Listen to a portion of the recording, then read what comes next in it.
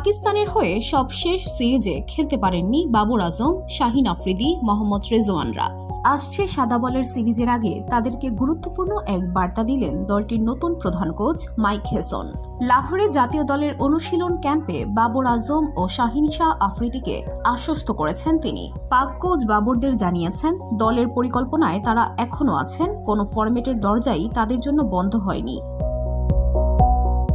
Pakistan cricket board PCB লাহোরে খেলোয়াড়দের জন্য একটি প্রস্তুতি ক্যাম্পের আয়োজন করেছে।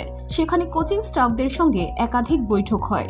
সূত্রের বরাতে জানা গেছে, হেসন বাবরকে জানিয়েছেন, তুমি এখনো দলের পরিকল্পনার অংশ, তোমার জন্য কোনো ফরম্যাটই বন্ধ হয়ে যায়নি, প্রয়োজনে সুযোগ দেওয়া হবে। বাবরের কাছ থেকে দলীয় পারফরম্যান্স কিভাবে আরও উন্নত করা যায় সে বিষয়ে মতামত চেয়েছেন হেসন। জানতে চেয়েছেন বাবর সবচেয়ে বেশি কোন ফরম্যাট উপভোগ করেন।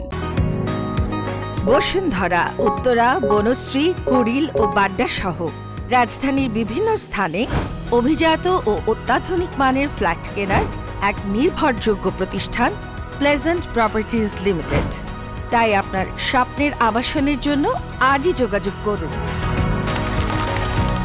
Pleasant properties limited, where destiny matures eventually।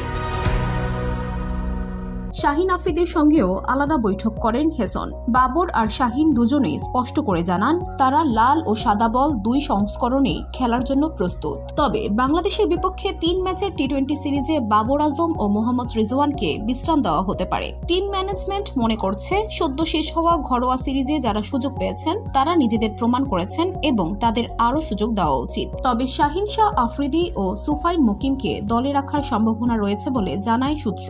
আগামী মাসে বাংলাদেশের মাটিতে 3টি টি-20 ম্যাচ খেলবে পাকিস্তান, যদিও এখনো আনুষ্ঠানিক সূচি প্রকাশ করেনি বিসিবি।